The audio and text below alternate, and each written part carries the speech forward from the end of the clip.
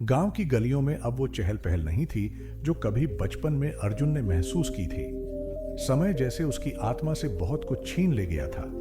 उसके चेहरे पर थकान की रेखाएं थीं, आंखों में एक गहरी बेचैनी और सीने में भारीपन। जीवन में वह सब कुछ पा चुका था जिसे दुनिया सफलता कहती है, धन, प्रतिष्ठा, मान सम्मान। पर फिर भी कुछ था जो भीतर से टूट चुका था। हर दिन की शुरुआत बोझ जैसी लगती, हर रात एक असफलता का हिसाब मांगती। अर्जुन को समझ नहीं आता था कि इतना कुछ होने के बाद भी वह क्यों खोया हुआ है, वह क्यों रो देना चाहता है बिना किसी वजह के। उसका मन बार बार खुद से सवाल करता, क्या यही जीवन है? क्या यही सब कुछ था जिसके लिए मैंने इतना संघर्ष किया? एक दिन जब मन पूरी तरह बिखर गया और विचारों का शोर असहनीय हो गया, तो उसने घर छोड़ दिया।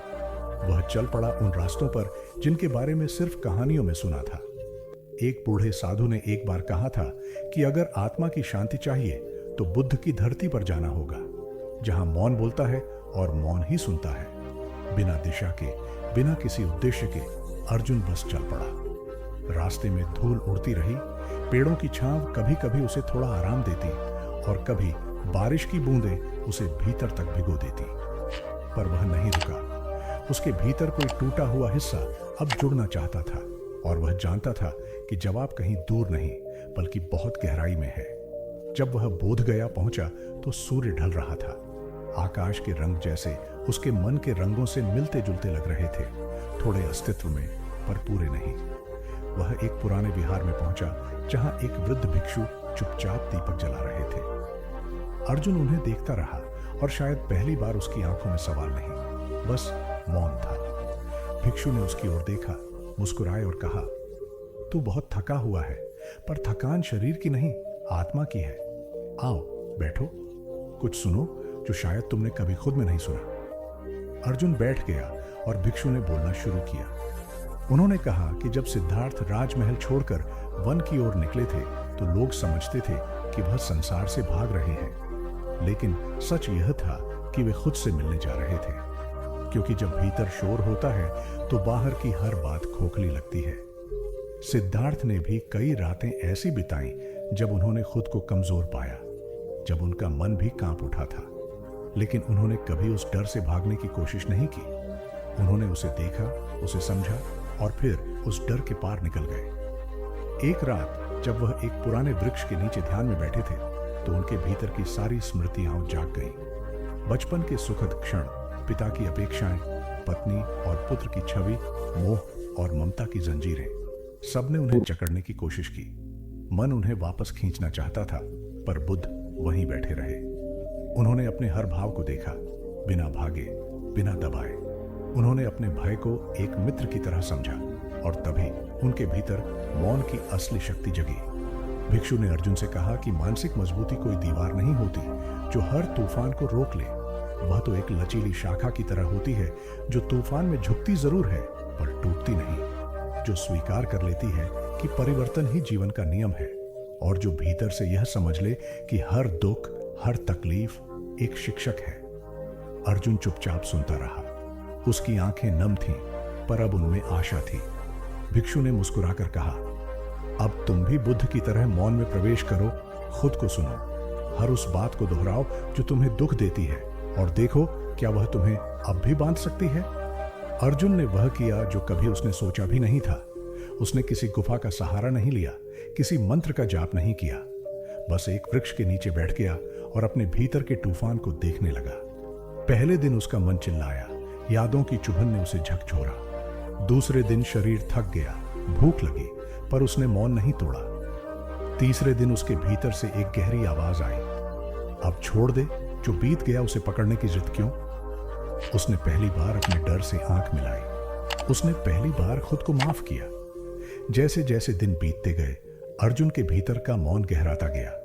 अब वहां शोर नहीं था, सिर्फ एक धीमा सा प्रकाश था जो अंदर ही अंदर फैलता जा रहा था। उसने जाना कि मानसिक मजबूती बाहर से नहीं आती, न वह किताबों में मिलती है, न किसी उपदेश में। वह तब आती है जब तुम खुद से सच्चाई से मिलने को तैयार हो जाते हो। जब तुम अपने भीतर के अंधेरे को स्वीकार कर लेते हो, तब वह खुद रोशनी में बदल जाता है। उसके बाद अर्जुन ने कभी किसी से सवाल नहीं किया। वह जब वापस लौटा तो वही रास्ते थे, वही लोग थे, वही समस्याएं थीं। पर अब उसमें एक फर्क था।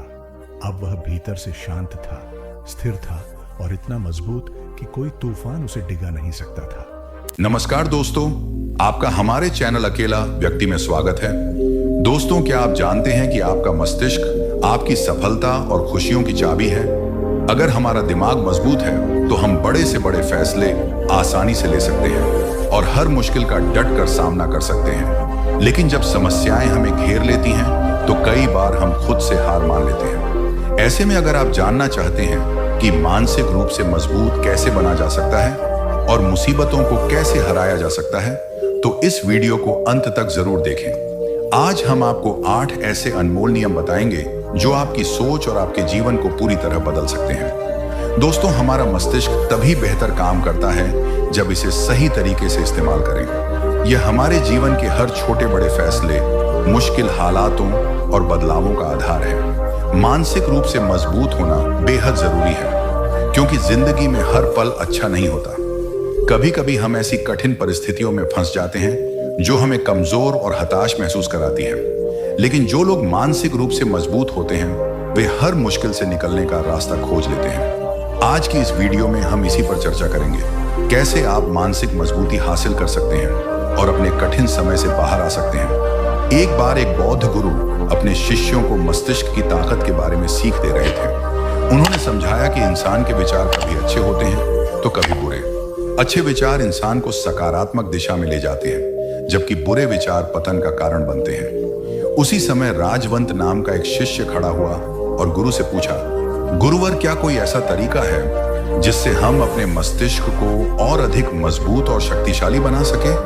अगर आप भी इस सवाल का जवाब जानना चाहते हैं तो इस वीडियो को अंत तक देखें। गुरु बोले, हाँ, मैं अवश्य बताऊंगा कि खुद को मानसिक रूप से मजबूत कैसे बनाया जा सकता है, लेकिन उससे पहले मैं तुम्हें कुछ महत्वपूर्ण बातें मस्तिष्क और मन के बारे में समझाना चाहता हूं।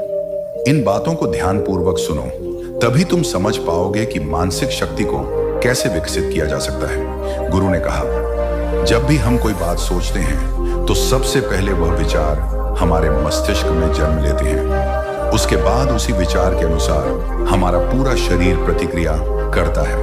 उदाहरण के लिए, अगर आप दुखद बातें सोचते हैं तो आप महसूस करेंगे कि आपका शरीर धीरे धीरे कमजोर और सुस्त होने लगता है। आपकी ऊर्जा कम होने लगती है। लेकिन इसके विपरीत, जब आप प्रेरणादायक और उत्साहजनक बातें सोचते हैं तो आपके अंदर असीमित ऊर्जा का प्रवाह होने लगता है। आप न केवल ऊर्जावान महसूस करते हैं, बल्कि आपके चेहरे और शरीर की हर हरकत में यह संगीत, लखने पल्ली संगीत बना देता है, जबकि उत्साह से भरे आपके शरीर को नई ताकत और ऊर्जा प्रदान करते हैं। यही कारण है कि हमारा शरीर पूरी तरह से हमारे मस्तिष्क में उत्पन्न हो रहे विचारों पर निर्भर करता है। गुरु बोले, अब तक की मेरी बातों को समझकर तुम्हें यह जरूर महसूस हुआ होगा कि हमारा मन और मस्तिष्क कितना प्रभावशाली है। अब मैं तुम्हें यह बताने जा रहा हूं कि मानसिक रूप से मजबूत कैसे बना जा सकता है। मैं तुम्हें 8 ऐसे तरीके सिखाऊंगा जिन पर यदि तुम अमल करोगे और उन्हें अपने विचारों का हिस्सा बना लोगे तो तुम्हारा शरीर भी उसी दिशा में काम करने लगेगा जैसा मैंने पहले समझाया था। जब आप दुखी होते हैं तो आपका शरीर कमजोर और ऊर्जा रहित हो जाता है, लेकिन जब आप खुश होते हैं तो आपके शरीर में ऊर्जा का प्रवाह शुरू हो जाता है। इसका अर्थ यह है कि यदि तुम इन 8 तरीकों को अपनाओ और अपने विचारों में उतारो तो तुम्हारा मस्तिष्क और शरीर पूरी तरह से मजबूत और ऊर्जा से भर जाएगा। और जब तुम मानसिक रूप से मजबूत बन जाओगे तो किसी भी मुश्किल हालात का सामना आसानी से कर सकोगे। फिर गुरु ने कहा, शिष्यों, मानसिक रूप से मजबूत बनने का पहला नियम है, जो बीत गया है उसकी चिंता करना छोड़ दो। गुरु ने सभी से पूछा, मुझे यह बताओ, सूर्य किस दिशा से उगता है? सभी शिष्यों ने एक स्वर में उत्तर दिया, गुरुवर, सूर्य पूर्व दिशा से उगता है। तब गुरु ने कहा, यदि मैं कहूं कि सूर्य पश्चिम दिशा से उगने लगेगा तो क्या यह संभव है? शिष्य बोले, बिल्कुल नहीं गुरुवर, सूर्य तो पूर्व से ही उगेगा, हम उसकी दिशा को बदल नहीं सकते। गुरु ने आगे कहा, अब मान लो बारिश का मौसम है, यदि मैं यह कहूं कि बारिश तुरंत बंद हो जाए तो क्या ऐसा हो जाएगा? शिष्यों ने उत्तर दिया, नहीं गुरुवर, बारिश तो मौसम के बदलाव के कारण ही बंद होगी। हमारे कहने से इसे रोका नहीं जा सकता। तब गुरु मुस्कुराते हुए बोले, यही तो पहली सीख है। जो चीजें तुम्हारे नियंत्रण से बाहर हैं, उनकी चिंता करना छोड़ दो। तुम्हारा समय और ऊर्जा केवल उन बातों पर लगनी चाहिए जिन्हें तुम बदल सकते हो। गुरु ने कहा, मान लो मैं कहूं कि ठंड के मौसम में गर्मी पड़ने लगे, तो क्या यह संभव है? शिष्यों ने उत्तर दिया, गुरुवर, ऐसा कभी नहीं हो सकता। ठंड के मौसम में गर्मी और गर्मी के मौसम में ठंड होना प्रकृति के नियमों के खिलाफ है। यह सब तो प्रकृति पर निर्भर करता है, जो हमारे नियंत्रण में नहीं है। गुरु मुस्कुराते हुए बोले, तुम लोग बिल्कुल सही कह रहे हो। ठीक इसी तरह जो चीजें हमारे नियंत्रण में नहीं है या जो घटनाएं बीत चुकी हैं, उनके बारे में बार बार सोचकर परेशान होने का कोई मतलब नहीं। क्या हुई घटनाओं को हम बदल सकते हैं? शिष्यों ने एक साथ कहा, नहीं गुरुवर। गुरु ने आगे समझाया, अगर तुम उन बीती बातों को लेकर चिंता करते रहोगे तो इससे केवल तुम्हारी ऊर्जा खत्म होगी और तुम परेशान होते जाओगे। इसलिए जो कुछ भी तुम्हारी जिंदगी में घट चुका है, उसे भूलने की कोशिश करो। इसका सबसे अच्छा तरीका यह है कि तुम अपने आने वाले भविष्य पर ध्यान केंद्रित करो। वर्तमान में जो हो सकता है उसी पर अपनी ऊर्जा लगाओ। गुरु ने फिर कहा, मानसिक रूप से मजबूत बनने का दूसरा नियम है ध्यान करने की आदत डालना। गुरु ने शिष्यों को गौतम बुद्ध का उदाहरण देते हुए कहा, जब भगवान गौतम बुद्ध सत्य की खोज में निकले तो उन्होंने कई तरीके आजमाए। उन्होंने कई तरह के कर्मकांड किए, लेकिन इससे उन्हें कुछ भी हासिल नहीं हुआ। उनका शरीर कमजोर और दुबला पतला हो गया, पर सत्य को पाने में वे असफल रहे। उनके गुरुओं ने उन्हें कई उपाय बताए, लेकिन कोई भी उपाय सफल नहीं हुआ। अंततः उन्होंने ध्यान की गहराइयों में उतरने का फैसला किया। जब वे ध्यान में लीन हुए तो धीरे धीरे उन्हें अपनी खोज का उत्तर मिलने लगा। गुरु ने आगे कहा, ध्यान के माध्यम से गौतम बुद्ध ने अपने सभी विचारों पर विजय प्राप्त की। उन्होंने अपनी हर भावना पर नियंत्रण पाया, पाप के मार्ग को हराया और काम वासना पर भी विजय पाई। यह सब ध्यान की गहरी अवस्था में संभव हुआ। कई दिनों तक ध्यान की अवस्था में रहने से उनका मन और मस्तिष्क पूरी तरह शांत हो गया। इसी शांत मस्तिष्क ने उन्हें सत्य के मार्ग पर आगे बढ़ने में मदद की। गुरु ने कहा, ध्यान करने से हमारा मन स्थिर और शांत हो जाता है। जब हम किसी चीज पर ध्यान केंद्रित करते हैं तो हमारे विचार स्पष्ट होते हैं और हम सही दिशा में आगे बढ़ पाते हैं। इसलिए ध्यान को अपनी दिनचर्या का हिस्सा बनाओ। गुरु ने कहा, जब हम ध्यान करते हैं तो हमारा पूरा ध्यान उसी एक चीज पर केंद्रित हो जाता है। हमारा दिमाग इधर उधर नहीं भटकता और हम हर चीज को स्पष्टता के साथ समझने लगते हैं। ध्यान ही वह तरीका है जो न केवल हमारे मस्तिष्क को शांत करता है, बल्कि इसे मजबूत भी बनाता है। गुरु ने बौद्ध भिक्षुओं का उदाहरण देते हुए कहा, बौद्ध भिक्षु हमेशा ध्यान की प्रक्रिया पर जोर देते हैं। वे कई घंटे ध्यान में बैठे रहते हैं, जिससे उनका मन और मस्तिष्क पूरी तरह शांत रहता है। जब मन शांत होता है तो विचार भी स्पष्ट होते हैं। एक शांत मन ही सही निर्णय लेने और समस्याओं का समाधान करने में सक्षम होता है। यही कारण है कि ध्यान करने वाला व्यक्ति मानसिक रूप से मजबूत होता चला जाता है। गुरु ने आगे समझाया, ध्यान के माध्यम से आप अपनी वासनाओं पर भी नियंत्रण पा सकते हैं। ध्यान आपको शक्ति देता है कि आप अपनी इच्छाओं को अपनी मर्जी के अनुसार नियंत्रित कर सकें। ध्यान ही वह माध्यम है जो आपके मन और मस्तिष्क को हर तरीके से सशक्त बनाता है। इसके बाद गुरु ने कहा, मानसिक रूप से मजबूत बनने का तीसरा नियम है, बहुत ज्यादा उम्मीद मत रखना। गुरु ने कहा, तुम सबको यह समझना होगा कि तुमने इस संसार में अपनी मर्जी से जन्म लिया है। तुमने अपने कर्मों के आधार पर अपना गर्भ चुना है। लेकिन जैसे ही इंसान जन्म लेता है, वह इस बात को भूल जाता है कि उसे जीवन में क्या करना है। मैंने पहले समझाया था, जब आप दुखी होते हैं तो आपका शरीर कमजोर और ऊर्जा रहित हो जाता है, लेकिन जब आप खुश होते हैं तो आपके शरीर में ऊर्जा का प्रवाह शुरू हो जाता है। इसका अर्थ यह है कि यदि तुम इन 8 तरीकों को अपनाओ और अपने विचारों में उतारो, तो तुम्हारा मस्तिष्क और शरीर पूरी तरह से मजबूत और ऊर्जा से भर जाएगा। और जब तुम मानसिक रूप से मजबूत बन जाओगे तो किसी भी मुश्किल हालात का सामना आसानी से कर सकोगे। फिर गुरु ने कहा, शिष्यों, मानसिक रूप से मजबूत बनने का पहला नियम है, जो बीत गया है उसकी चिंता करना छोड़ दो। गुरु ने सभी से पूछा, मुझे यह बताओ, सूर्य किस दिशा से उगता है? सभी शिष्यों ने एक स्वर में उत्तर दिया, गुरुवर, सूर्य पूर्व दिशा से उगता है। तब गुरु ने कहा, यदि मैं कहूं कि सूर्य पश्चिम दिशा से उगने लगेगा तो क्या यह संभव है? शिष्य बोले, बिल्कुल नहीं गुरुवर, सूर्य तो पूर्व से ही उगेगा। हम उसकी दिशा को बदल नहीं सकते। गुरु ने आगे कहा, अब मान लो बारिश का मौसम है। यदि मैं यह कहूं कि बारिश तुरंत बंद हो जाए तो क्या ऐसा हो जाएगा? शिष्यों ने उत्तर दिया, नहीं गुरुवर, बारिश तो मौसम के बदलाव के कारण ही बंद होगी। हमारे कहने से इसे रोका नहीं जा सकता। तब गुरु मुस्कुराते हुए बोले, यही तो पहली सीख है। जो चीजें तुम्हारे नियंत्रण से बाहर हैं, उनकी चिंता करना छोड़ दो। तुम्हारा समय और ऊर्जा केवल उन बातों पर लगनी चाहिए जिन्हें तुम बदल सकते हो। गुरु ने कहा, मान लो मैं कहूं कि ठंड के मौसम में गर्मी पड़ने लगे, तो क्या यह संभव है? शिष्यों ने उत्तर दिया, गुरुवर, ऐसा कभी नहीं हो सकता। ठंड के मौसम में गर्मी और गर्मी के मौसम में ठंड होना प्रकृति के नियमों के खिलाफ है। यह सब तो प्रकृति पर निर्भर करता है जो हमारे नियंत्रण में नहीं है। गुरु मुस्कुराते हुए बोले, तुम लोग बिल्कुल सही कह रहे हो। ठीक इसी तरह जो चीजें हमारे नियंत्रण में नहीं है या जो घटनाएं बीत चुकी हैं, उनके बारे में बार बार सोचकर परेशान होने का कोई मतलब नहीं। क्या हुई घटनाओं को हम बदल सकते हैं? शिष्यों ने एक साथ कहा, नहीं गुरुवर।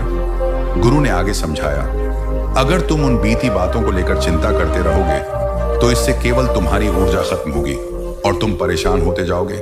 इसलिए जो कुछ भी तुम्हारी जिंदगी में घट चुका है उसे भूलने की कोशिश करो। इसका सबसे अच्छा तरीका यह है कि तुम अपने आने वाले भविष्य पर ध्यान केंद्रित करो। वर्तमान में जो हो सकता है उसी पर अपनी ऊर्जा लगाओ।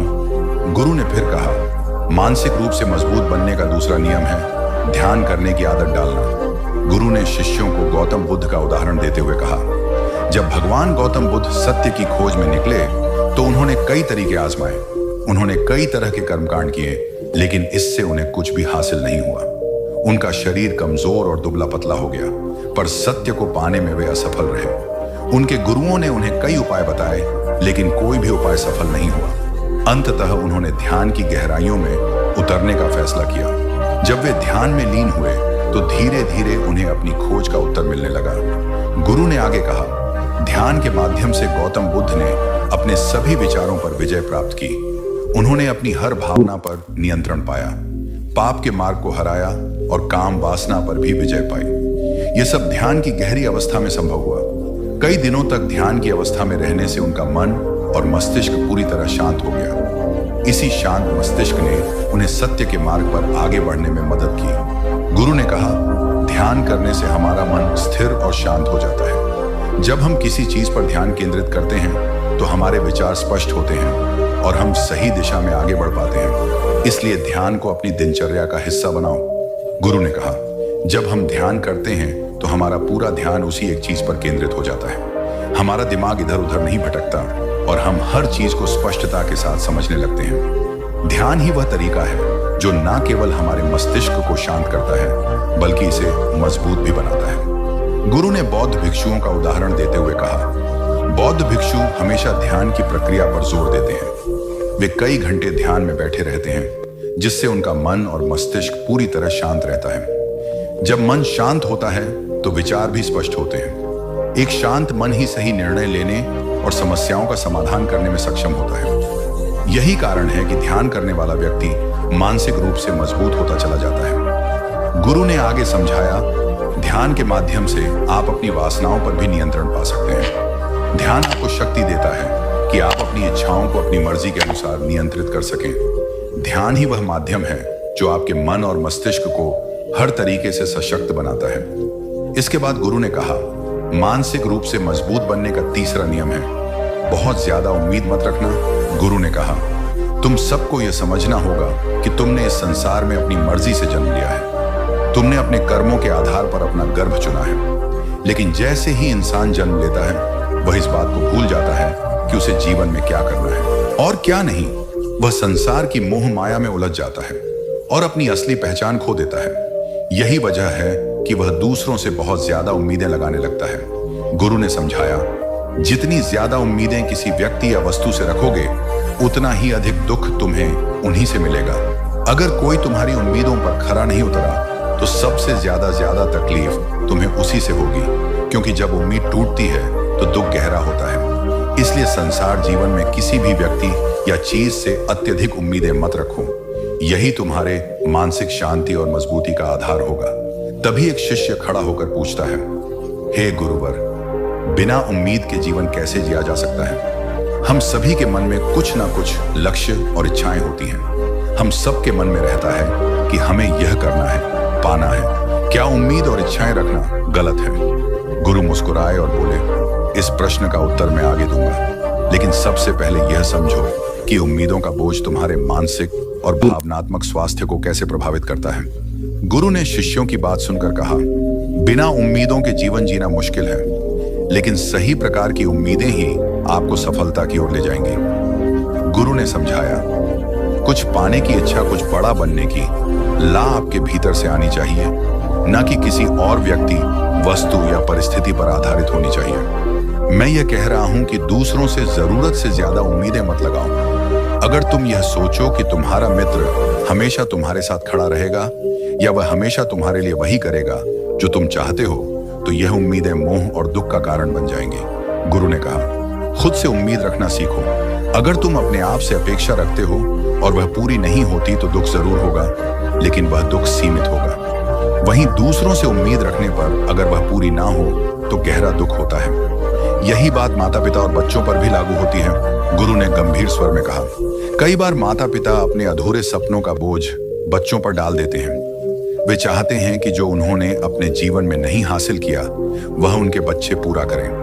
बच्चे उनकी उम्मीदों के बोझ तले दब जाते हैं और उनकी स्वतंत्रता छिन जाती है। इसीलिए मैं सभी से कहना चाहता हूं कि अपने सपनों और उम्मीदों का पहाड़ बच्चों पर मत लादो, उन्हें अपनी राह खुद तय करने दो। फिर गुरु ने आगे कहा, मानसिक रूप से मजबूत बनने का चौथा नियम है, पहली बार में असफल होने से डरना मत। गुरु ने समझाया, अगर तुम डर को अपने ऊपर हावी होने दोगे तो असफलता निश्चित होगी।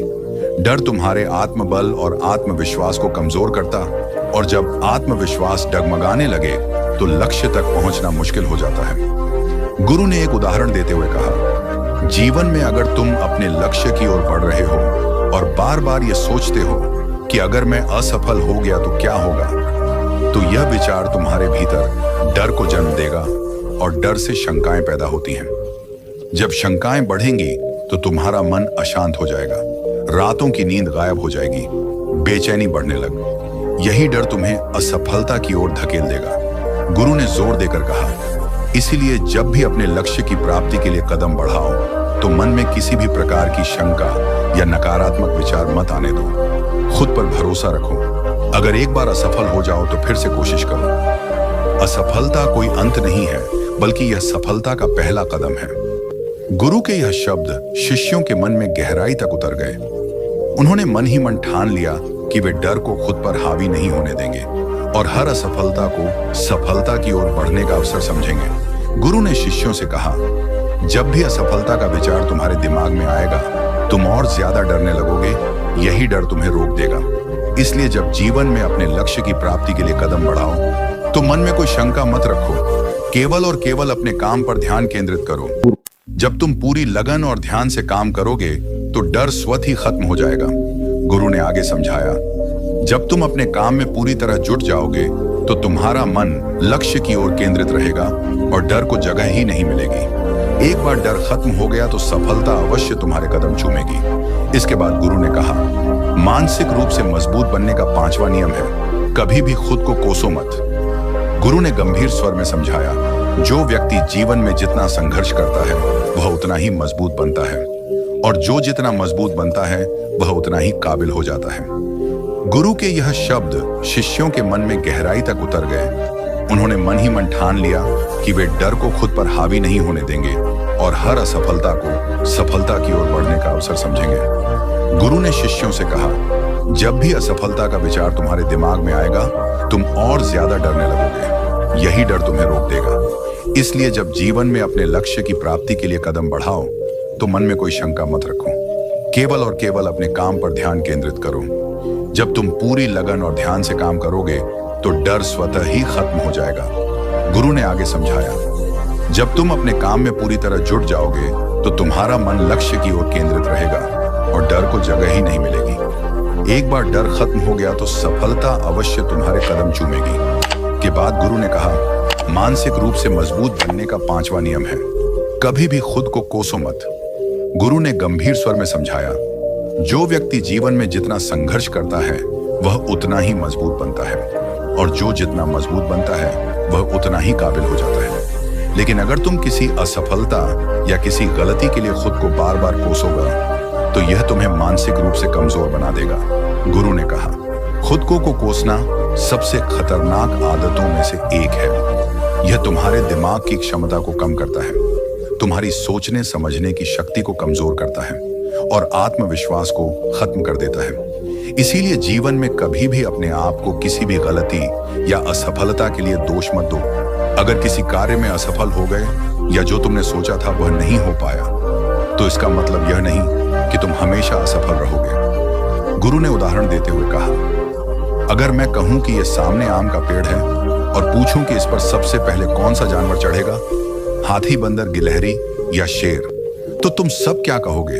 शिष्यों ने एक स्वर में उत्तर दिया, गुरुवर, सबसे पहले गिलहरी और बंदर चढ़। गुरु ने मुस्कुराते हुए कहा, ठीक कहा, क्योंकि हाथी या शेर का पेड़ पर चढ़ना संभव नहीं है। इसका मतलब यह नहीं कि हाथी और शेर कमजोर हैं। हर व्यक्ति, हर जीव अपने स्वभाव और क्षमताओं के अनुसार ही कार्य करता है। उसी प्रकार तुमसे अगर कोई काम नहीं हुआ या किसी और ने तुम्हारी अपेक्षा बेहतर कर लिया तो इसका यह मतलब नहीं कि तुम कमजोर हो। यह सिर्फ इस बात का संकेत है कि तुम किसी और चीज में बेहतर हो। गुरु ने अंत में कहा, खुद को कोसने की बजाय अपनी क्षमताओं को पहचानो और आगे बढ़ो। जो बीत गया है उसे भुलाकर आने वाले समय पर ध्यान केंद्रित करो।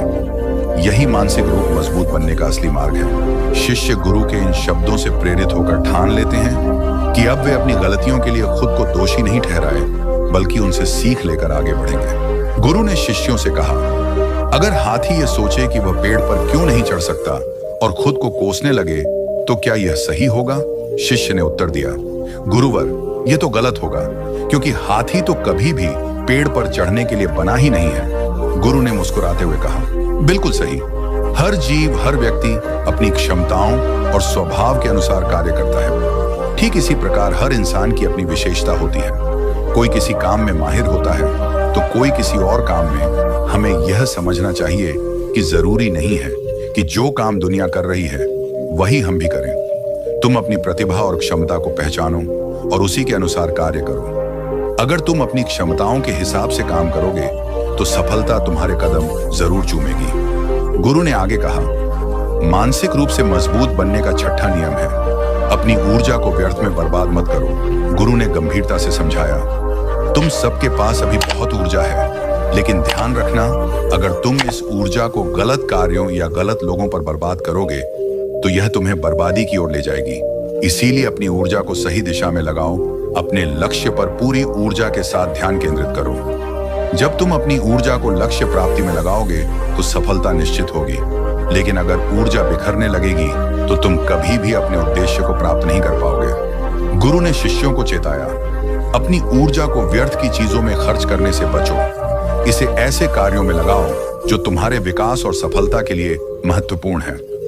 गुरु ने फिर 7वें नियम की ओर ध्यान दिलाते हुए कहा, मानसिक रूप से मजबूत बनने का 7वां नियम है, सुनो सबकी लेकिन करो अपने मन की। उन्होंने समझाया, शिष्यों, सबसे पहले यह पहचानो कि तुम्हारी अपनी क्षमता क्या है।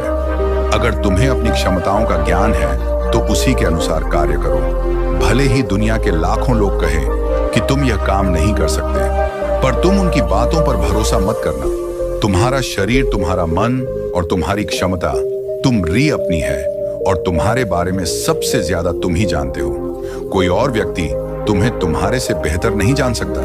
गुरु ने जोर देकर कहा, अगर तुम्हें अपनी क्षमता का पता है तो उसी के अनुसार कार्य करो। कुछ लोग किसी कार्य को जल्दी कर लेते हैं तो कुछ को समय लगता है, लेकिन इसका मतलब यह नहीं कि कोई कमजोर है।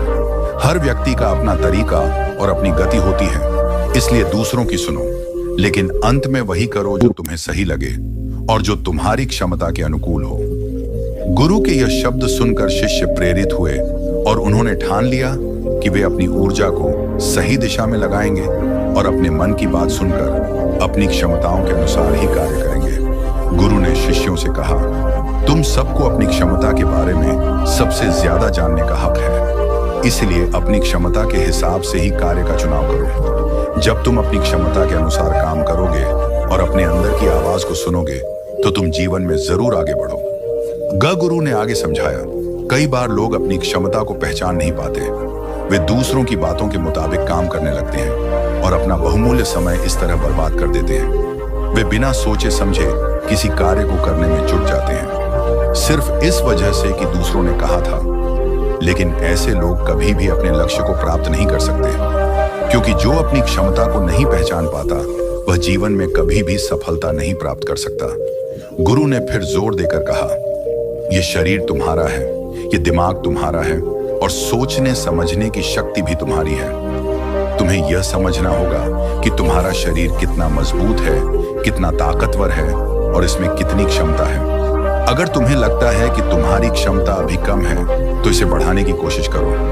अपने अंदर की भावनाओं को सुनो और अपनी क्षमता के अनुसार ही आगे बढ़ो। गुरु ने आगे कहा, मानसिक रूप से मजबूत बनने का 8वां नियम है, बोलना कम करो और अपने कार्य पर ध्यान दो।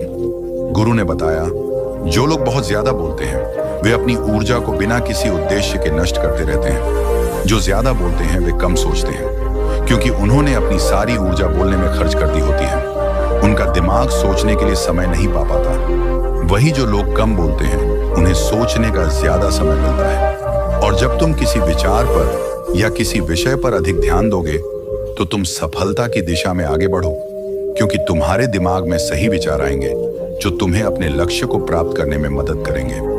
गुरु ने शिष्यों से कहा, अगर मैं तुमसे सवाल पूछता हूं तो तुम पहले सोचते हो और फिर जवाब देते हो, लेकिन अगर कोई यहां पर बैठा है और बिना सोचे समझे बोलता है तो इसका मतलब है कि वह अपनी ऊर्जा को नष्ट कर रहा है। गुरु ने कहा, सोच समझकर बोलो और ज्यादा बोलने से बचो, ताकि तुम्हें अपने कार्य पर ध्यान देने और सफलता की दिशा में आगे बढ़ने का पूरा समय मिले। गुरु ने शिष्यों से कहा, अगर कोई शिष्य बहुत ज्यादा बोलता है तो वह अपनी ऊर्जा को व्यर्थ कर देता है। जब वह बात कर रहा होता है तो वह हमारे साथ और हमारी बातों पर ध्यान नहीं दे पाता है। यदि हम उससे प्रश्न पूछेंगे तो वह शायद गलत उत्तर देगा, क्योंकि उसने अपनी ऊर्जा बोलने में ही लगा दी होगी। इसके विपरीत जो शिष्य शांत रहता है और हमारी बातों को ध्यान से सुनता है वह सोच विचार करके सही जवाब देता है। इसलिए शिष्यों को कम बोलने का अभ्यास करना चाहिए। गुरु ने बताया, जब तुम कम बोलने का अभ्यास करोगे तो तुम किसी भी विषय या विचार पर ज्यादा ध्यान दे पाओगे, और जब तुम अच्छे से सोच सकोगे तो समस्या का समाधान जरूर निकलेगा। कम बोलने से तुम्हारी ऊर्जा भी बचती है और इस ऊर्जा का उपयोग तुम सोचने में कर सकते हो। गुरु ने शिष्यों को समझाया, यह थे मानसिक रूप से मजबूत बनने के 8 नियम। अगर तुम इन 8 नियमों का पालन यकीन के साथ अपनी जिंदगी में करते हो तो तुम मानसिक रूप से बेहद मजबूत बनोगे। फिर कोई भी परेशानी या रुकावट तुम्हारी जिंदगी में नहीं आएगी। कोई भी समस्या आएगी तो तुम उसका डटकर सामना कर पाओगे। गुरु की बातों को सुनकर सभी शिष्य उनका कोटि कोटि नमन करते हैं और समझ जाते हैं कि यह 8 नियम उनके जीवन में कितने फायदेमंद साबित होंगे। वे गुरु को प्रणाम करते हैं और उस दिन की शिक्षा पूरी होती है। सभी शिष्य अपने आश्रम की ओर लौटते हैं। गुरु ने इस शिक्षा के अंत में कहा, दोस्तों, उम्मीद है कि इस वीडियो से आपको कुछ महत्वपूर्ण बातें सीखने को मिली होंगी। यह वीडियो आपको ऐसी बातें बताएगा जो आपके जीवन को पूरी तरह से बदल सकती हैं। हम सब रात को खाना खाकर तुरंत सो जाते हैं, लेकिन क्या आप जानते हैं कि यही हमारी बीमारियों का कारण बनता है? गुरु ने आगे बताया, हमारे शरीर में 80% बीमारियां इस आदत की वजह से होती हैं। हम खुद ही अपनी बीमारियों को आमंत्रित करते हैं। गुरु ने शिष्यों को जीवन के कुछ और महत्वपूर्ण पहलुओं के बारे में बताया और उनकी शिक्षा इस तरह समाप्त हुई जो उनके जीवन में गहरे बदलाव लाने वाली थी।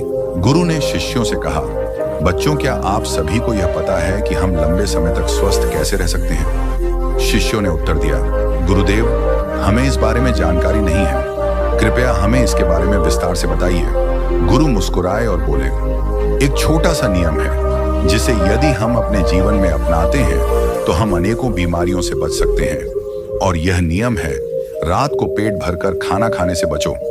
गुरु ने आगे कहा, जब हम रात को बहुत अधिक खाना खाते हैं तो वह हमारे शरीर पर बहुत बुरा असर डालता है। यह न केवल हमारी पाचन क्रिया को प्रभावित करता है बल्कि हमारे शरीर में बीमारियों को भी आमंत्रित करता है। अगर हम रात को सोते समय खाली पेट होते हैं तो हमारे शरीर में ढेर सारी सकारात्मक बदलाव हो सकते हैं। शिष्य हैरान होकर गुरु से पूछते हैं, गुरुदेव, आप कह रहे हैं कि हम रात को खाली पेट सोएं, लेकिन क्या इससे कोई फायदा होगा? गुरु ने जवाब दिया, हाँ बिल्कुल, यदि आप 1 महीने तक खाली पेट सोते हैं तो आप अपनी 80 बीमारियों से मुक्त हो सकते हैं। यह आपके शरीर को पूरी तरह से स्वस्थ बना देगा। आपको डरने की आवश्यकता नहीं है, क्योंकि मैं आपको भूखा सोने के लिए नहीं कह रहा हूं। बस इतना ही कि रात को सोने से पहले आपका पेट खाली होना चाहिए। गुरु ने समझाया, जब आप पेट भरकर सोते हैं तो आपका शरीर भोजन को पचाने में व्यस्त रहता है और इस दौरान शरीर में सुधार या रिपेयरिंग की प्रक्रिया नहीं हो पाती। लेकिन अगर आप खाली पेट सोते हैं तो शरीर खुद को रिपेयर करने का काम शुरू कर देता है। यह आपके पाचन तंत्र को आराम देने के साथ साथ आपके शरीर के अन्य हिस्सों में भी सुधार करता है। गुरु ने शिष्यों को और भी विस्तार से समझाया, अगर आप नियम 1 महीने तक पालन करेंगे तो आप देखेंगे कि आपकी ऊर्जा स्तर में वृद्धि होगी, आपकी नींद में सुधार होगा और आप खुद को ज्यादा ताजगी महसूस करेंगे। ये छोटे बदलाव आपके जीवन को लंबा और स्वस्थ बना सकते हैं। गुरु की बातें सुनकर शिष्य समझ गए कि यह ज्ञान उनके लिए बहुत महत्वपूर्ण है और वे इसे अपने जीवन में जरूर अपनाएंगे। गुरु ने फिर कहा, दोस्तों, अगर आपने इस वीडियो को अधूरा छोड़ दिया तो आप एक ऐसी जानकारी से वंचित रह जाएंगे जो आपके जीवन को बदल सकती थी। इसलिए इस कहानी को अंत तक जरूर देखिए और हाँ, चैनल को सब्सक्राइब करना ना भूलें और वीडियो को लाइक करें। तू आगे बढ़ता है, कहानी के कहानी ध्यान से सुनना।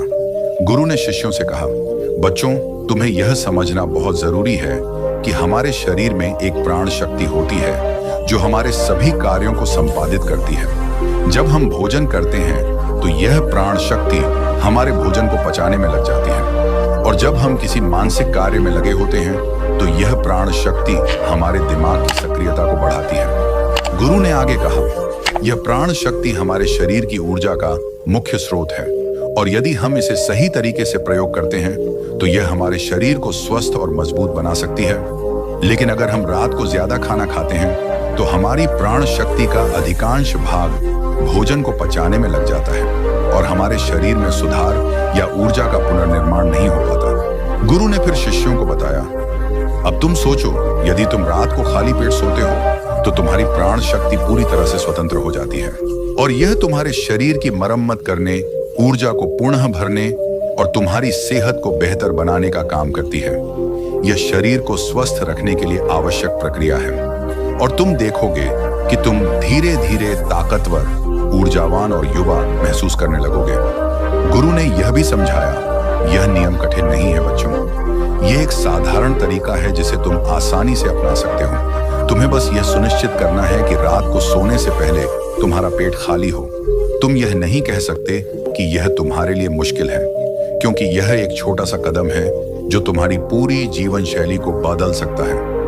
तभी एक शिष्य ने उत्सुकता से पूछा, गुरुदेव, क्या हम इसे धीरे धीरे शुरू कर सकते हैं? जैसे पहले दिन थोड़ी देर का उपवास रखकर फिर धीरे धीरे इसे आदत बना सकते हैं। गुरु मुस्कुराए और बोले, बिल्कुल, तुम इसे धीरे धीरे कर सकते हो। शुरुआत में अगर तुम्हारे लिए इसे अपनाना थोड़ा मुश्किल हो तो तुम धीरे धीरे शुरू कर सकते हो। पहले दिन तुम थोड़ा सा कम खा सकते हो, फिर अगले दिन और कम, और जल्द ही तुम महसूस करोगे कि तुम्हारा शरीर और मन इस आदत को अपनाने के लिए तैयार हो चुका है। गुरु ने फिर कहा, यह नियम एक तरह से तुम्हारे शरीर के लिए एक उपहार है। जब तुम अपनी प्राण शक्ति को भोजन पचाने में खर्च नहीं करते तो यह तुम्हारे शरीर को स्वस्थ, सक्रिय और युवा बनाए रखता है। इसलिए बच्चों, इस नियम का पालन करो और देखो कि कैसे तुम अपनी जीवन शक्ति को बढ़ा सकते हो और अपने शरीर को बीमारियों से बचा सकते हो। शिष्यों ने गुरु की बातों को ध्यान से सुना और वे समझ गए कि यह छोटा सा नियम उनके जीवन को बदल सकता है। वे सभी गुरु के प्रति आभारी थे और संकल्प लिया कि वे इस नियम का पालन करेंगे। गुरु ने फिर कहा, दोस्तों, अगर तुम इस नियम को अपनाते हो तो यह तुम्हारी जीवन शैली को पूरी तरह से बदल सकता है और तुम्हें यह जानकर खुशी होगी कि यह तुम्हारे शरीर को रखने के लिए बहुत लाभकारी है। गुरु ने शिष्यों को समझाया, बच्चों, तुम्हें यह समझना बहुत जरूरी है कि प्राण शक्ति एक समय में केवल एक ही कार्य कर सकती है। जब हम भोजन करते हैं तो प्राण शक्ति भोजन को पचाने के लिए पूरी तरह से लग जाती है।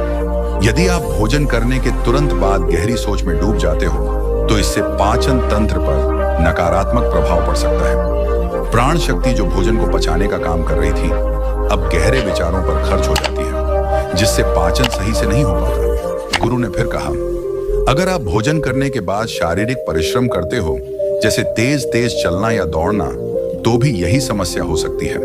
प्राण शक्ति जो पहले भोजन को पचाने में व्यस्त थी, अब शारीरिक कार्यों पर लग जाती है। यह पाचन क्रिया को कमजोर कर सकता है और शरीर को उचित ऊर्जा प्राप्त नहीं होती। इसलिए भोजन के बाद तेज गति से चलने या शारीरिक गतिविधियों से बचना चाहिए। गुरु ने आगे बताया, इसीलिए बच्चों, भोजन के बाद धीरे धीरे टहलना चाहिए ताकि पाचन क्रिया को प्रभावित ना किया जाए और प्राण शक्ति का सही उपयोग हो। जब आप धीमे धीमे चलते हो तो पाचन क्रिया में सहायता मिलती है और शरीर को पूरा लाभ मिलता है। फिर गुरु ने एक और महत्वपूर्ण बात बताई।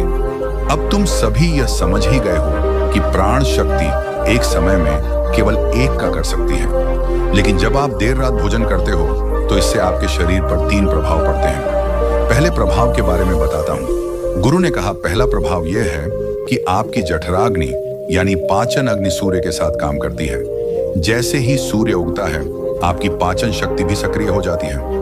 यह ऊर्जा दिन के समय भोजन पचाने के लिए तैयार रहती है, लेकिन जब आप रात को देर से भोजन करते हो तो यह पाचन अग्नि कमजोर हो जाती है, क्योंकि सूर्य के साथ उसकी ऊर्जा जुड़ी होती है। गुरु ने शिष्यों को और समझाया, इसलिए देर रात भोजन करना शरीर के लिए उचित नहीं होता। रात में शरीर को आराम की जरूरत होती है और जब आप देर रात खाना खाते हो तो पाचन प्रक्रिया ठीक से नहीं हो पाती, जिससे शरीर को पूर्ण लाभ नहीं मिलता।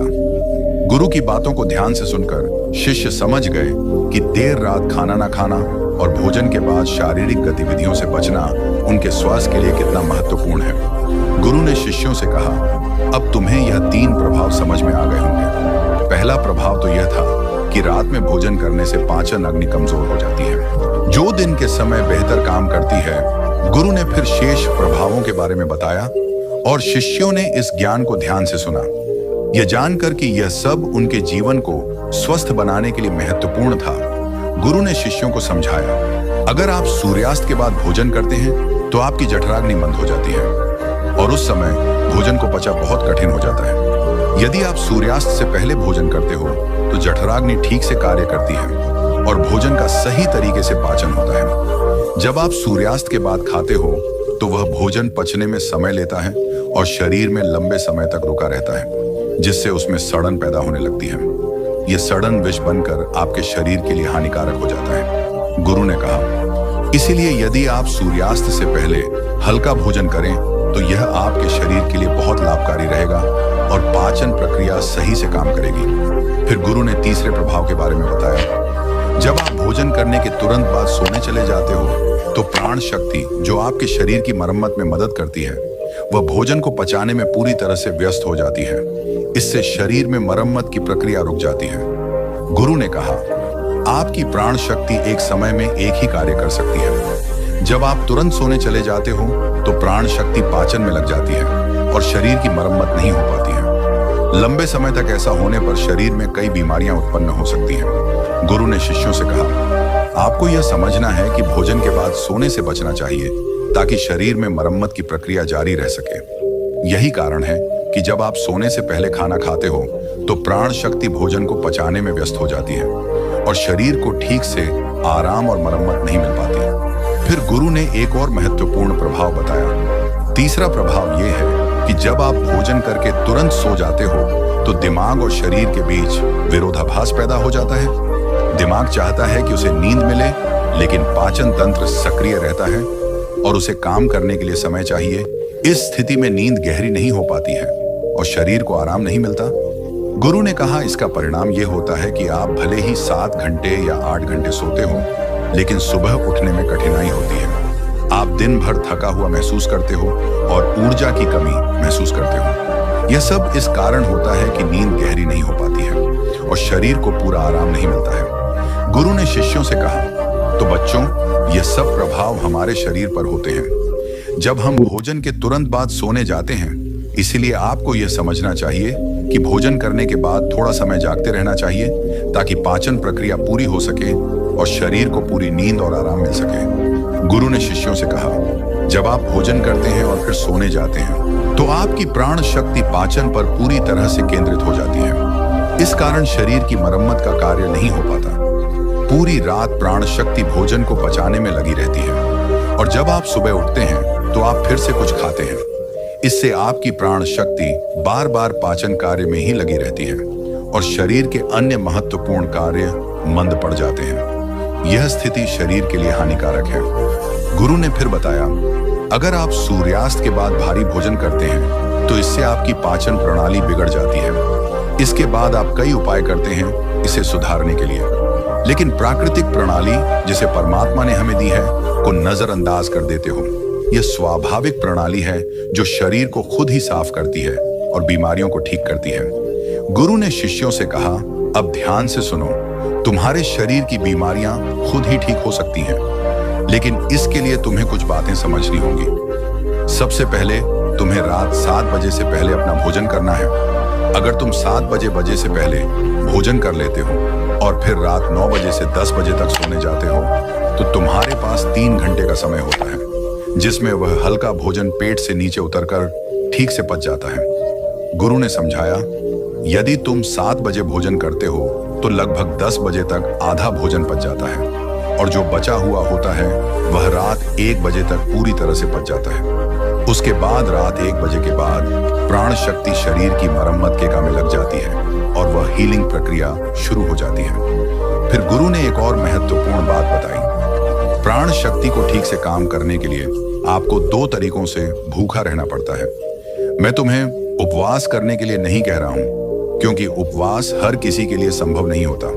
मैं तुम्हें अर्ध उपवास या प्रातकालीन उपवास करने की सलाह दे रहा हूं। इस उपवास में आपको 16 घंटे का उपवास रखना होता है। ये वास शरीर को पूरी तरह से साफ करने और मरम्मत करने का समय देता है। गुरु ने बताया कि अर्ध उपवास की शुरुआत आप इस प्रकार कर सकते हैं। गुरु ने शिष्यों से कहा, तुम्हें रात 7 बजे भोजन करना चाहिए और फिर अगले दिन सुबह 7 बजे भोजन करना चाहिए। जब तुम 7 बजे भोजन करते हो तो वह भोजन रात 1 बजे तक पच जाता है और उसके बाद तुम्हारे शरीर के पास लगभग 6 घंटे होते हैं जिनमें प्राण शक्ति शरीर की मरम्मत का कार्य करती है। यदि तुम यह नियम अपनाते हो तो तुम्हारे शरीर को इसका बड़ा फायदा मिलेगा। गुरु ने आगे कहा, अगर तुम रात 9 या 10 बजे भोजन करते हो तो तुम्हें इस नियम को बदलकर 7 बजे भोजन करना शुरू कर देना चाहिए। ये एक छोटा सा नियम है, लेकिन यह तुम्हारे जीवन में बड़ा बदलाव ला सकता है। पहले अपने शरीर की स्वाभाविक प्रणाली को ठीक करो, फिर बाकी चीजों का ध्यान रखना। गुरु ने शिष्यों को बताया, अगर तुम इस नियम से और भी ज्यादा लाभ लेना चाहते हो तो तुम शाम को 7 बजे भोजन कर सकते हो और फिर सुबह 11 बजे भोजन करो। इस प्रकार तुम्हारे शरीर को 16 घंटे का समय मिलेगा जिसमें वह भोजन को पचाने के बाद रिपेयरिंग का काम शुरू कर देगा। जब तुम अपने शरीर को आराम देते हो, पाचन तंत्र को रिलैक्स होने देते हो और प्राण शक्ति को अपना कार्य करने देते हो तो यह प्राण शक्ति पूरे शरीर को प्रभावित करेगी और तुम्हारे पूरे सिस्टम को ठीक करेगी। गुरु ने यह भी कहा, तुम यह प्रभाव 15 से 20 दिनों में महसूस करना शुरू करोगे। अगर तुम्हें कोई गंभीर बीमारी है तो वह ठीक होने लगेगी। अगर तुम्हारी त्वचा खराब है तो वह चमकने लगेगी और अगर तुम्हारे बाल झड़ते हैं तो वे मजबूत होंगे। यदि बाल सफेद हो गए हैं तो वे धीरे धीरे काले होने लगेंगे। तुम्हारी थकान भी दूर हो जाएगी और यदि तुम मानसिक तनाव या चिंता से जूझ रहे हो तो वह भी समाप्त हो जाएगा। गुरु ने अंत में कहा, जो विद्यार्थी पढ़ाई करते हैं लेकिन उन्हें याद नहीं रहता, उनके लिए भी यह नियम फायदेमंद होगा, क्योंकि जब प्राण शक्ति पूरी तरह से पाचन पर केंद्रित रहती है तो वह दिमाग तक नहीं पहुंच पाती, जिससे याददाश्त प्रभावित होती है। जब तुम इस नियम का पालन करोगे तो तुम्हारा दिमाग शांत और रिलैक्स रहेगा और तुम्हें पढ़ी हुई चीजें याद रहने लगेंगी। गुरु ने शिष्य से कहा, अगर आप 7 बजे भोजन करते हैं और फिर 10 बजे सोने जाते हैं तो अगर आपको भूख लगे तो आप इस समय को समझें। हमारी शरीर की प्रत्येक कोशिका का एक सिस्टम होता है जो बाहर से कैलोरी लेकर ऊर्जा बनाती है और उसी ऊर्जा से हमारा शरीर काम करता है। लेकिन जब कोशिकाओं को कुछ समय तक बाहरी आहार नहीं मिलता है तो वे अपने अंदर के वेस्ट मटेरियल से ऊर्जा बनाने लगती हैं। गुरु ने आगे समझाया, इस स्थिति में कोशिकाएं अपने अंदर जो भी वेस्ट मटेरियल पड़ा रहता है, जैसे कि गलत तरीके से जमा हुआ प्रोटीन या बैक्टीरिया, उसे अवशोषित करके ऊर्जा का निर्माण शुरू कर देती है। इसे ओंटोफगी या ओनंटोफिजिक कहते हैं और इस प्रक्रिया में कोशिकाओं की सफाई होती है। गुरु ने शिष्य को बताया, जो कोशिकाओं के अंदर एक संरचना होती है उसे लाइसोसोम कहा जाता है और इस लाइसोसोम में कुछ एंजाइम होते हैं। यह एंजाइम कोशिका के अंदर के वेस्ट मटेरियल का पाचन करके उसे ऊर्जा में बदल देते हैं। इस प्रकार जब कोशिकाएं बाहर से ऊर्जा प्राप्त नहीं करती तो वे अपने अंदर के वेस्ट मटेरियल को इकट्ठा करके उसे उपयोगी ऊर्जा में बदल देती हैं। गुरु ने इसे विस्तार से समझाते हुए कहा, यह प्रक्रिया हमारे शरीर की डिटॉक्स प्रणाली को सक्रिय करती है। जब आप समय समय पर भोजन नहीं करते और अपने शरीर को आराम देने का अवसर देते हैं तो यह प्रक्रिया खुद ही शुरू हो जाती है। इससे शरीर की सफाई होती है और कोशिकाएं अपनी कार्य क्षमता को सुधारने लगती हैं। यह नियम न केवल पाचन को संतुलित करता है बल्कि शरीर के अंदर की सफाई और सुधार को भी बढ़ावा देता है। गुरु ने शिष्य से कहा, यह डिटॉक्स प्रणाली आप कुछ खाकर या किसी औषधि से नहीं शुरू कर सकते हैं। यह केवल तब शुरू हो सकता है जब आप समय समय पर आहार से बचते हैं। दिन भर का पूर्ण उपवास सभी के लिए संभव नहीं होता, लेकिन अगर आप 16 घंटे का नियम अपनाते हैं, जैसे कि शाम को 7 बजे भोजन करके अगले दिन 7 बजे, या अगर संभव हो तो 11 बजे भोजन करते हैं, तो आपको कोई कठिनाई नहीं होगी। इस समय में आप अधिकतर सोते रहते हैं और बाकी समय में अपने दिनचर्या में व्यस्त रहते हैं, जिससे आपको भूख का एहसास नहीं होता। गुरु ने आगे समझाया, यदि खाने के बाद भी भूख लगे तो आप नारियल पानी ले सकते हैं, क्योंकि यह आपकी डिटॉक्स प्रक्रिया में कोई बाधा नहीं डालता। इसके साथ आप एक और उपाय कर सकते हैं जिससे आपकी भूख पर भी प्रभाव पड़ेगा और आपकी डिटॉक्स प्रक्रिया भी बेहतर हो सकेगी। फिर गुरु ने शिष्य से कहा, अब तुम्हारे मन में एक और सवाल उठ रहा होगा। जब हम बुद्धिमान व्यक्तियों और गुरुदेव की बातें सुनते हैं तो वे कहते हैं कि संसार जीवन मोह और माया से भरा हुआ है। हमारे रिश्ते, धन, इच्छाएं, ये सब माया का खेल है। जीवन का असली लक्ष्य तो मोक्ष है, मुक्ति है। हमें आध्यात्मिक जीवन की ओर बढ़ना चाहिए।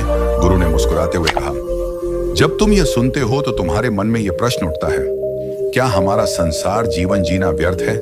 क्या हमें केवल आध्यात्मिक जीवन जीना चाहिए? क्या हमें सिर्फ आत्म खोज करनी चाहिए? क्या हमें सार के सुखों का आनंद नहीं लेना चाहिए? यह सवाल सभी के मन में कभी ना कभी उठता है। लेकिन जानो बेटा, संसार जीवन को जीने का तरीका समझदारी से करना चाहिए और तभी आध्यात्मिक जीवन का सही अनुभव हो सकता है। गुरु ने शिष्य से कहा, यह सही है कि हम सभी के जीवन में तरह तरह की इच्छाएं और सपने होते हैं। कोई अपने माता पिता के लिए धन कमाना चाहता है, कोई अपने परिवार को सुखी देखना चाहता है, कोई अपने बच्चों के भविष्य की चिंता करता है, तो कोई अपने लिए कुछ हासिल करना चाहता है। कुछ लोग नाम और प्रतिष्ठा चाहते हैं, कुछ अपनी प्रेमिका या प्रेमी को खुश रखना चाहते हैं, कुछ बड़े आदमी बनना चाहते हैं और कुछ राज करना चाहते हैं। इसी प्रकार हमारे जीवन में हर किसी का उद्देश्य और सपना अलग होता है। ये सभी इच्छाएं हमारे भीतर एक उद्देश्य और दिशा देती हैं। गुरु ने आगे कहा, लेकिन जब बुद्ध पुरुष हमारे सामने आते हैं तो वे हमें यह बताते हैं कि संसार का जीवन एक माया है और हमें इस माया से उभरकर खुद को जानना चाहिए। वे हमें कहते हैं कि आध्यात्मिकता की राह पर चलना चाहिए और जब हम इस रास्ते पर चलने लगते हैं तो हमारे भीतर के विचारों और इच्छाओं का संतुलन बिगड़ने लगता है। हमें समझ में नहीं आता कि हम संसार के सुखों का पीछा करें या आध्यात्मिकता की ओर बढ़े। तुम्हारे मन में भी यही सवाल उठता होगा, क्या हमारा संसार जीवन जीना व्यर्थ है? क्या हमें हर चीज छोड़कर एक भिक्षु की तरह जीवन जीना चाहिए? तुम्हारा यह सवाल एकदम सही है और यह हर किसी के मन में कभी ना कभी उठता है। गुरु ने शिष्य से कहा, लेकिन जानो, जीवन में संतुष्टि पाने का तरीका यही है कि हमें संसार के सभी सुखों को त्यागने की आवश्यकता नहीं है। अगर हम अपनी इच्छाओं और सपनों का पालन करते हुए आध्यात्मिकता की राह पर चलते हैं तो हम दोनों संसार और आत्मा का संतुलन बना सकते हैं। हमारे रिश्ते, पैसा, परिवार और दोस्त सभी कुछ मायने रखते हैं और यही हमारे जीवन को पूरी तरह से पूरा बनाता है। गुरु ने शिष्य से कहा, देखो, तुम उनके शब्दों को सही से समझ नहीं पा रहे हो। वे जो कहते हैं उसका मतलब कुछ और होता है और हम उसे अपने जीवन से जोड़कर कुछ और ही समझ लेते हैं। महात्मा बुद्ध ने कभी यह नहीं कहा कि हमें गरीबी पसंद करनी चाहिए या आर्थिक रूप से पिछड़े रहना चाहिए। उन्होंने यह कहा था कि आध्यात्मिक मार्ग पर चलने के लिए हमें आर्थिक रूप से सक्षम होना चाहिए। यह महत्वपूर्ण है कि हमारे पास संसाधन हो ताकि हम आत्मा की खोज में आगे बढ़ सकें। जब तक आप गरीब होते हैं और आपके पास आर्थिक साधन नहीं होते, तब तक आप अपनी आध्यात्मिक यात्रा पर ध्यान नहीं दे सकते। लेकिन वही दूसरी तरफ जब आप अत्यधिक संपन्न हो जाते हैं और धन के पीछे दौड़ते रहते हैं, तो वही संपन्नता आपकी आध्यात्मिक यात्रा में रुकावट बन सकती है। गुरु ने शिष्य से कहा, महात्मा बुद्ध और अन्य महापुरुषों ने अपनी बातें बहुत ही सरल और सीधी भाषा में कही हैं, लेकिन हम अक्सर उन शब्दों का गलत अर्थ निकालते हैं। हम उनकी बातों को अपनी रोजमर्रा की जिंदगी से जोड़ने की कोशिश करते हैं, जो बिल्कुल गलत है। वे लोग जो जीवन में कुछ बड़ा हासिल करने के लिए काम करते हैं, उनके लिए अपने शब्दों का सही अर्थ समझना बहुत जरूरी है। यह बात कुछ इसी तरह है कि हम उनकी बातों को समझते नहीं हैं और उनका गलत अर्थ निकालकर उसे अपने जीवन में उतारते हैं। इससे हम अक्सर अपने जीवन को पूरी तरह से बर्बाद कर लेते हैं। गुरु ने एक कहानी सुनाते हुए आगे कहा, एक बार की बात है, महात्मा बुद्ध अपने नगरवासियों को उपदेश दे रहे थे। वह कह रहे थे, संसार के माया जाल में मत फंसो, संसार से ऊपर उठो, तभी तुम संसार को सही ढंग से समझ पाओगे। वे कह रहे थे कि जो व्यक्ति समय पर अच्छे कर्म नहीं करता और बुरे कामों में लिप्त हो जाता है, वह संसार के जाल में फंस जाता है। लेकिन जो व्यक्ति बुद्धिमानी से काम करता है और अपने कर्मों को सही दिशा में लगाता है, वह जीवन में संतुष्टि और शांति पा सकता है। उस व्यापारी का मन भारी हो गया। उसने सोचा, क्या मैं सच महात्मा बुद्ध की बातों को समझ पाया था? क्या मेरी भलाई के लिए उनका उपदेश सही था? क्या मैं केवल उनकी बातों में आकर अपने जीवन और परिवार को बर्बाद कर रहा हूं? वह यह सोचते सोचते अपने अतीत के बारे में सोचने लगा। जब उसका व्यापार सफल था और उसका परिवार खुशहाल था, वह समझने लगा कि महात्मा बुद्ध की बातों का असल अर्थ क्या था। उसे अब यह महसूस होने लगा कि आध्यात्मिक जीवन का मार्ग अपने कर्म को सही दिशा में लगाना है, न कि दुनियादारी से पूरी तरह से भाग जाना। उसके सामने अब यह प्रश्न था कि क्या वह फिर से अपने जीवन को संवार सकता था और अपने परिवार के लिए कुछ कर सकता था। उसने फिर अपने व्यापार को फिर से शुरू करने की ठानी, लेकिन इस बार वह एक नया दृष्टिकोण अपनाने वाला था। वह अब सिर्फ अपनी सफलता के लिए नहीं, बल्कि अपने परिवार और समाज के भले के लिए काम करना चाहता था। वह अपने काम में मेहनत करेगा, लेकिन इस बार वह दुनिया की मोह माया से परे होकर अपने कर्मों में संतुलन लाने का प्रयास करेगा। अब वह धनी व्यापारी समझ गया था कि महात्मा बुद्ध का उपदेश यह नहीं था कि हमें सभी भौतिक सुखों को छोड़ देना चाहिए, बल्कि यह था कि हमें संतुलन बनाए रखना चाहिए और संसार की मोह माया में पूरी तरह से नहीं फंसना चाहिए। उसे यह एहसास हुआ कि आत्मा की खोज करने के लिए भी हमें अपने जीवन की जिम्मेदारियों को समझना और भाना होता है। उसे लगा कि अगर वह अपने कर्मों को सही दिशा में लगाए और परिवार के लिए भी जिम्मेदारी समझे, तो वह संतुष्टि और शांति पा सकता है। उसने फिर से अपने व्यापार को सही तरीके से चलाना शुरू किया और अपने परिवार के साथ जीवन में संतुलन बनाकर खुशी पाई। महात्मा बुद्ध ने उस व्यापारी की बातों को ध्यान से सुना और चुपचाप उसका आक्रोश सहन किया।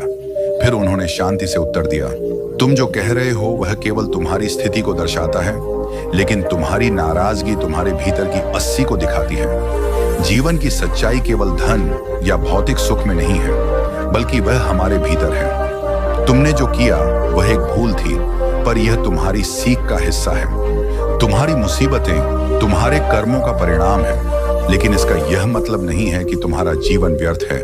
हर कठिनाई में एक नई सीख छिपी होती है।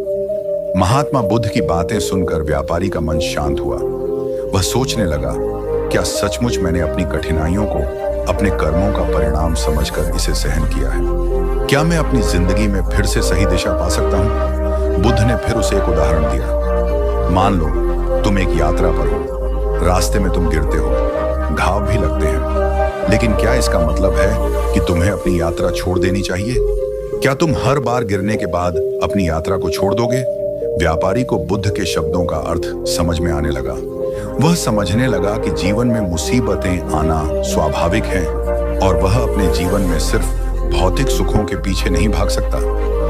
असली सुख और शांति तभी मिल सकती है जब वह अपनी कठिनाइयों को समझे और उन्हें जीवन के एक भाग के रूप में स्वीकार करे। वह अब यह समझ चुका था कि महात्मा बुद्ध का उपदेश यह नहीं था कि हमें पूरी तरह से भौतिक सुखों को त्याग देना चाहिए, बल्कि यह था कि हमें संतुलन बनाए रखना चाहिए। जीवन में संतुलन और आत्मनिरीक्षण ही असली शांति का मार्ग है।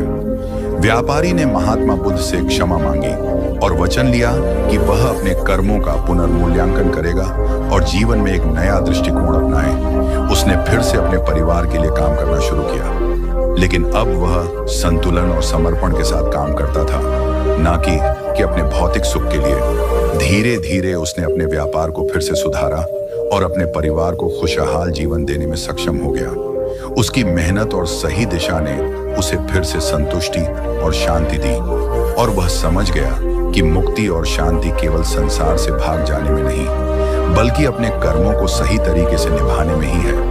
वह व्यक्ति थोड़ी देर के लिए चुप रहा और फिर बोला, नहीं, मैंने कभी किसी हाथी को हवा में उड़ते हुए नहीं देखा। महात्मा बुद्ध ने फिर उसे शांतिपूर्वक समझाया, ठीक है, तुमने कभी ऐसा नहीं देखा, क्योंकि यह असंभव है। इसी तरह जब तुम आध्यात्मिक जीवन की बात करते हो और उसे केवल भौतिक सुखों से बेहतर समझते हो, तो यह तुम्हारी व्यक्तिगत समझ का हिस्सा हो सकता है। यह तुम्हारी स्थिति से जुड़ा हुआ है, लेकिन इसका मतलब यह नहीं है कि हर किसी का अनुभव एक जैसा होता है। व्यक्ति ने आश्चर्यचकित होकर पूछा, तो फिर आप क्या कहना चाहते हैं? महात्मा बुद्ध ने गहरी सांस ली और कहा, मैं यह कहना चाहता हूं कि आध्यात्मिक जीवन का मतलब यह नहीं है कि हमें भौतिक सुखों का त्याग कर देना चाहिए या पूरी तरह से संसार से कट जाना चाहिए। असल में इसका उद्देश्य है आत्मा की सच्ची शांति की प्राप्ति, जो हमें किसी भी बाहरी स्थिति या परिस्थितियों से परे होती है। तुम्हारे पास जो भी था वह तुम्हारे कर्मों और तुम्हारे मन की स्थिति का परिणाम था। अगर तुमने अपनी स्थिति को समझा और उससे बाहर आने की कोशिश की, तो तुम्हारा आध्यात्मिक मार्ग वही है जो तुम्हें सही दिशा दिखाता है। व्यक्ति ने फिर पूछा, तो क्या आप कह रहे हैं जो दिन के समय बेहतर काम करती है? गुरु ने फिर शेष प्रभावों के बारे में बताया और शिष्यों ने इस ज्ञान को ध्यान से सुना, यह जानकर कि यह सब उनके जीवन को स्वस्थ बनाने के लिए महत्वपूर्ण था। गुरु ने शिष्यों को समझाया, अगर आप सूर्यास्त के बाद भोजन करते हैं तो आपकी जठराग्नि मंद हो जाती है और उस समय भोजन को पचा बहुत कठिन हो जाता है। यदि आप सूर्यास्त से पहले भोजन करते हो तो जठराग्नि ठीक से कार्य करती है और भोजन का सही तरीके से पाचन होता है। जब आप सूर्यास्त के बाद खाते हो तो वह भोजन पचने में समय लेता है और शरीर में लंबे समय तक रुका रहता है, जिससे उसमें सड़न पैदा होने लगती है। यह सड़न विष बनकर आपके शरीर के लिए हानिकारक हो जाता है। गुरु ने कहा, इसीलिए यदि आप सूर्यास्त से पहले हल्का भोजन करें तो यह आपके शरीर के लिए बहुत लाभकारी रहेगा और पाचन प्रक्रिया सही से काम करेगी। फिर गुरु ने तीसरे प्रभाव के बारे में बताया, जब आप भोजन करने के तुरंत बाद सोने चले जाते हो तो प्राण शक्ति, जो आपके शरीर की मरम्मत में मदद करती है, वह भोजन को पचाने में पूरी तरह से व्यस्त हो जाती है। इससे शरीर में मरम्मत की प्रक्रिया रुक जाती है। गुरु ने कहा, आपकी प्राण शक्ति एक समय में एक ही कार्य कर सकती है। जब आप तुरंत सोने चले जाते हो तो प्राण शक्ति पाचन में लग जाती है और शरीर की मरम्मत नहीं हो पाती है। लंबे समय तक ऐसा होने पर शरीर में कई बीमारियां उत्पन्न हो सकती हैं। गुरु ने शिष्यों से कहा, आपको यह समझना है कि भोजन के बाद सोने से बचना चाहिए ताकि शरीर में मरम्मत की प्रक्रिया जारी रह सके। यही कारण है कि जब आप सोने से पहले खाना खाते हो तो प्राण शक्ति भोजन को पचाने में व्यस्त हो जाती है और शरीर को ठीक से आराम और मरम्मत नहीं मिल पाती। फिर गुरु ने एक और महत्वपूर्ण प्रभाव बताया। तीसरा प्रभाव यह है कि जब आप भोजन करके तुरंत सो जाते हो तो दिमाग और शरीर के बीच विरोधाभास पैदा हो जाता है। दिमाग चाहता है कि उसे नींद मिले, लेकिन पाचन तंत्र सक्रिय रहता है और उसे काम करने के लिए समय चाहिए। इस स्थिति में नींद गहरी नहीं हो पाती है और शरीर को आराम नहीं मिलता। गुरु ने कहा, इसका परिणाम यह होता है कि आप भले ही 7 घंटे या 8 घंटे सोते हो, लेकिन सुबह उठने में कठिनाई होती है।